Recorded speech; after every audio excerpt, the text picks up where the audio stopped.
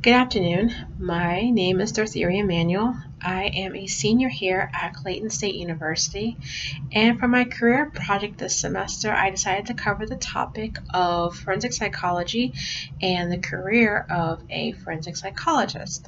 So, when I think of forensic psychology, the only memory that I have is just binge watching episodes of CSI and Law and Order on my days off.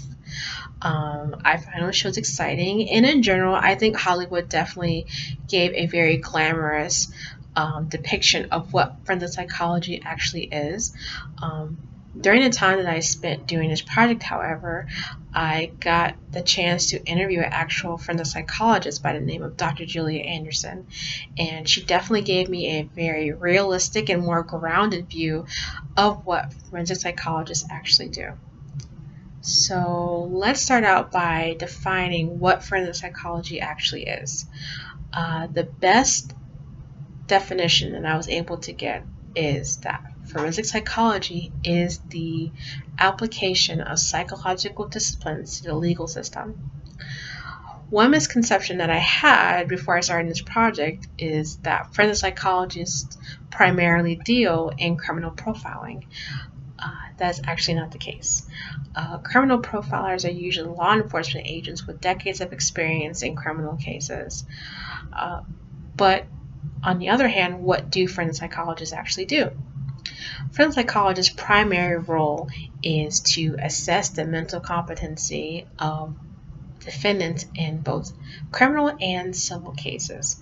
So forensic psychologists can work with lawyers to do jury selection. They can do mock trials.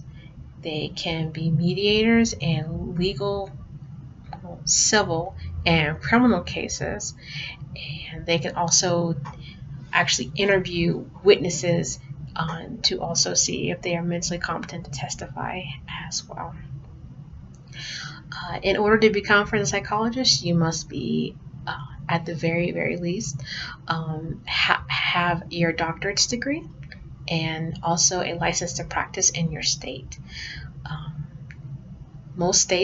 Some states actually do have master's degree programs in forensic psychology if you want to concentrate in your graduate school, but you must make sure that that school is accredited by the state because you don't want for your degree not to mean anything. So, as I said earlier, I got a chance to interview Dr. Julia Anderson. As I said, she is a forensic psychologist. She is a senior forensic psychologist at Napa State Hospital, which is a state-run hospital in California. So I got to talk to her about what a typical day is like for her. She said that one of the perks of her job is that she can be very, very flexible with her scheduling. So usually she spends about 4 to 5 hours a day doing mental assessments for around 4 patients. She can then spend the rest of her day doing paperwork, attending intern seminars, attending continuing education training, and also helping her postdoctoral interns with supervising them on their rounds. And also, a few times a year, she also does testify in criminal cases. When I asked her why, she stated that some lawyers tried to contest her assessment of their defendants, or in this case, their clients, stating that they are not mentally competent to stand trial, they're criminally insane, or something along those lines. She says she deals with that quite a lot, but she doesn't really get upset about it. Overall, I learned a lot from this project. When I did the career testing, this career came up as one of my top results. And overall, I think it would be a very good fit for me.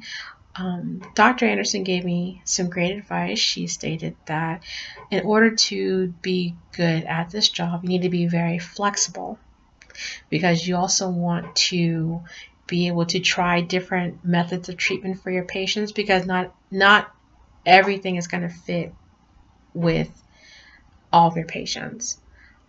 She also taught me that in order to be effective at your job, you also need to practice some form of self-care. She has had to deal with assaults on her staff by patients. I think she also said that there was even a murder at the hospital that she worked at. And she said that dealing with trauma is very important in this job. Thank you so much for watching this video.